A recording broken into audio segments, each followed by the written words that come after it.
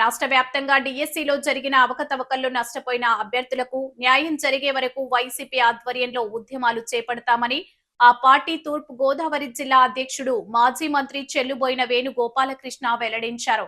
CM చంద్రబాబుపై ఆయన తీవ్ర ఆగ్రహం వ్యక్తం చేశారు.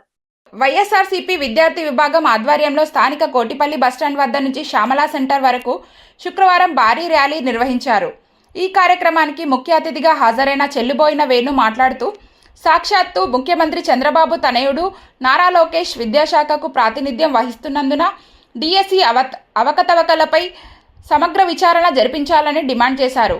విద్యా వ్యవస్థను నారా లోకేష్ భ్రష్టు పట్టించారని, ఏళ్ల తరబడి ప్రభుత్వ ఉద్యోగాల కోసం నిరీక్షిస్తున్న ఉపాధ్యాయ అభ్యర్థులకు తీరని నష్టం చేకూర్చారని మండిపడ్డారు. ఒక నియంత పాలనలో రాష్ట్రం నడుస్తోందని, తమకు అన్యాయం జరిగిందని అడిగితే అక్రమంగా కేసులు పెట్టి వేధిస్తున్నారని ఆరోపించారు. విద్యార్థి విభాగం జిల్లా అధ్యక్షుడు మానుకొండ చంద్రబాబు మాట్లాడుతూ, విద్యా వ్యవస్థతో పాటు అన్ని వ్యవస్థలను కూటమి ప్రభుత్వం సర్వనాశనం చేసిందని మండిపడ్డారు. వైసీపీ నాయకులు గేడి అన్నపూర్ణరాజు, దుంగా సురేష్, ఎండి ఆరిఫ్, అరవ సురేష్, అడప అనిల్, కోడి కోట, తగరం సోము, కస్సే రాజేష్, కురుమెల్లి స్వరూప్ తదితరులు పాల్గొన్నారు.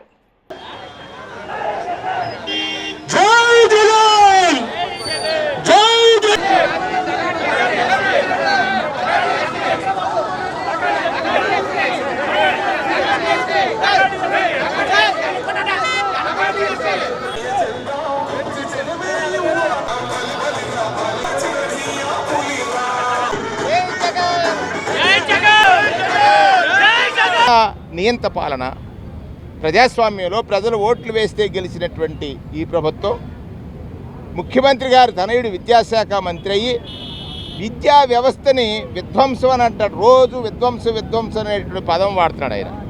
విధ్వంసం అనేటువంటి పదానికి, మాట్లాడేటువంటి దానికి మీరే ఉదాహరణగా ఉన్నారనటానికి ఇవాళ ఎంతో కాలం నిరీక్షించి ఉద్యోగం కోసం ప్రయత్నించినటువంటి విద్యార్థులు డిఎస్సి ఎగ్జామ్ రాస్తే అందులో అవకతవకలు జరిగాయని, మీరు ఒక్కొక్క పోస్ట్కి 15 లక్షలు తీసుకొని స్పోర్ట్స్ కోటాలో వేశారనేటువంటి ఆరోపణలు ఉన్నాయి.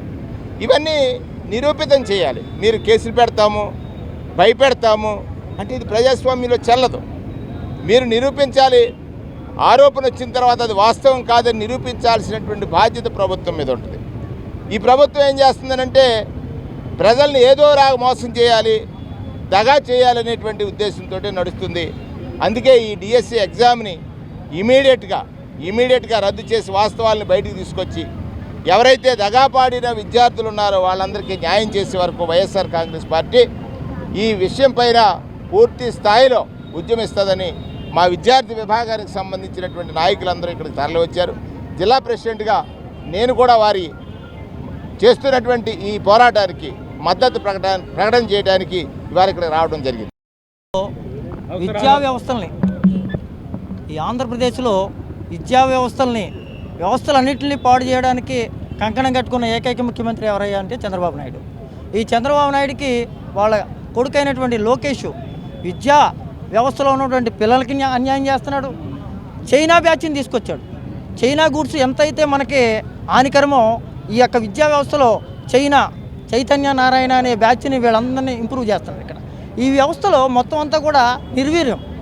ఇప్పుడు వరకు పిల్లల పోట దగ్గరే భోజనం లాగేశాడు అనుకున్నాం, కానీ ఇప్పుడు పాఠాలు చెప్పే విద్యా ఉపాధ్యాయులు కూడా ఈ చైనా బ్యాచ్ని దింపుతున్నారంటే ఎంతవరకు వెళ్తుంది అన్నది ఒకసారి విద్యాలోకం కానీ మన మేధావి వర్గం కానీ ఆలోచించాలని మీ అందరికీ తెలియజేస్తున్నాం. ఇక్కడ విద్యా వ్యవస్థ నాశనం చేశాడు, వైద్య వ్యవస్థ నాశనం చేశాడు.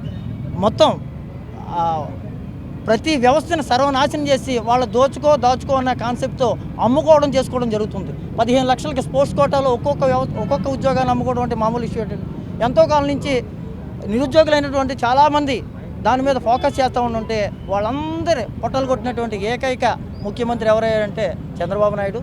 ఈ యొక్క డిఎస్సి విద్యార్థులు, ఈ దగాపడ్డ డిఎస్సి విద్యార్థులందరికీ న్యాయం జరిగే విధంగా వైఎస్ఆర్ విద్యార్థి విభాగం మరియు మొత్తం అన్ని అనుబంధ విభాగాలు పార్టీ అంతా కూడా వాళ్ళకి న్యాయం జరిగే విధంగా పోరాడుతుందని మీ అందరికీ తెలియజేస్తున్నాను. నా పేరు చంద్రబాబు, మానుకొండ చంద్రబాబు, జిల్లా విద్యార్థి విభాగం అధ్యక్షుడు.